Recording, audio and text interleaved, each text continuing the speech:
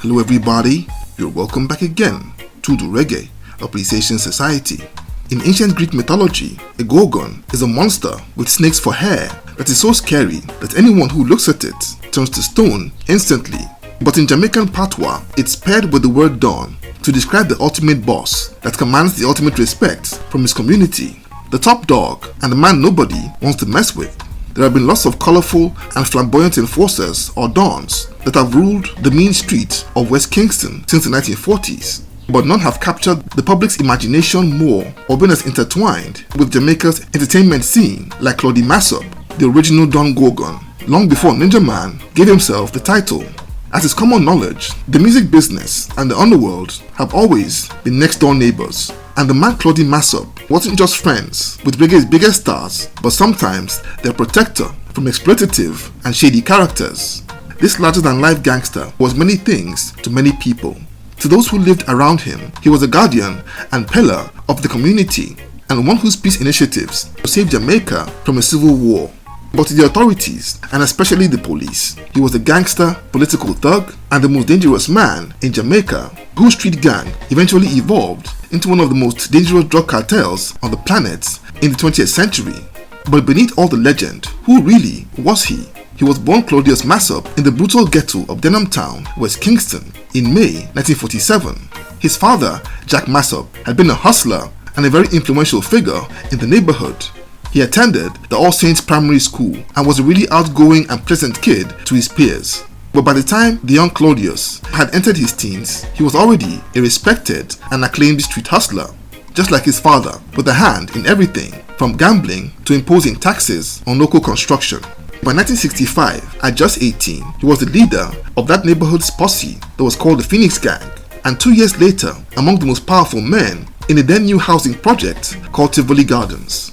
The Phoenix Gang was by then a scary group that were fierce rivals with another gang called the Spanglers, who controlled a nearby area called Annette Gardens, aka Jungle. But despite his fearsome reputation and that of his gang, Claudie himself, though a gangster, was said to have zero tolerance for disorder in Tivoli and enforced street justice in the form of beatings or expulsion for petty crimes like stealing or thuggery. Veteran musician, producer and promoter Tommy Cowan told the story of how one day, while walking to a studio at Orange Street in 1967, several rough-looking youth all rushed at him to beat him up and rob him, but took off like rabbits when Claudie appeared on the scene on his bicycle. That was the first time that Tommy Cowan had ever seen or even heard of this guy that could scare the hell out of local street thugs. But the pair became friends a few months later when Claudie came out to the studio to collect some equipment and stuff that he planned to use for a children's Christmas party he was organizing at Tivoli Gardens. And Claudie soon became popular among musicians for protecting them from being extorted by local hoodlums. But amidst the gang culture, politics had become a combustible factor as Kingston neighborhoods would get carved up into garrisons. Tivoli Gardens, for one, was controlled by the opposition party, the JLP, while others, like Annette Gardens, became the domain of the PNP. So by the 70s, a brutal street war had erupted between rival gangs in rival garrisons, like Claudie's crew, the Phoenix Gang, versus the likes of the Spanglers, led by henchmen like Tony Welch and George Spence. Claudie Massop had by then been arrested for countless crimes, from murder, firearms possession, and armed robbery, but somehow always beat the charges. But in 1976, at the peak of the awful political wars, he and many other members of the JLP party were arrested and detained for an alleged conspiracy against the PNP government. By then, Jamaica was in chaos and on the verge of a civil war. But it seems as if everything went into overdrive when Claudie got locked up, as even Bob Marley was shot in his home by JLP gunmen over his plans to hold the Smile Jamaica concerts. After he got released and seeing the anarchy about to consume the country, he and his arch-rival Bucky Marshall, a henchman of the PNP, made a peace pact and with other dons formed what became known as the Peace Committee that eventually organized the now legendary One Love Peace concerts in April 1978, an event that climaxed with Bob Marley bringing Prime Minister Michael Manley and JLP leader Edward Tiaga up on stage to hold hands in a rare show of unity. The One Love Peace concerts achieved its aim of bringing peace for a while, and Claudie Massop was considered a hero, at least of sorts in some quarters. There were rumors that a section of the police force still saw him as a threat to the country.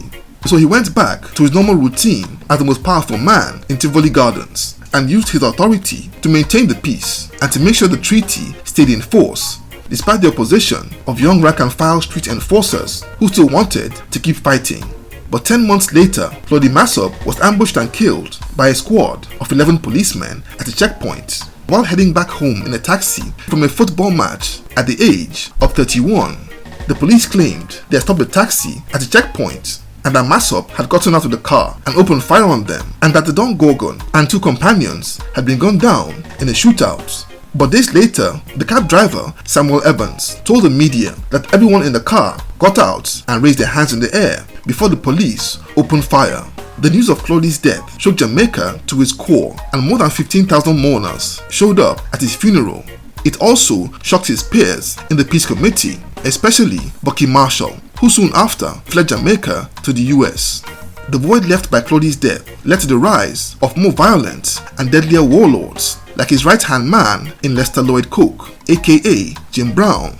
It was Jim Brown that transformed Massop's Phoenix gang into what became known as the Shower Posse, and alongside Vivian Blake made it into an international criminal syndicate that became a major player in the narcotics trade in America and Europe. The policemen that shot Claudie were 2 years later charged with murder but declared innocent and walked free after a 3-week trial in 1982. Till date, the jury is still out on who Claudie Massop actually was. Those who knew him personally called him a great person and hero, albeit a rough product of his surroundings, while the authorities swear till date that he was a menace to society. These debates aren't ending anytime soon, and all continue to fuel the legend of Claudie Massop, the original Don of Tivoli Gardens. So there you have it. Thank you for watching this video today. Please leave a like, subscribe, and until next time, Jah bless.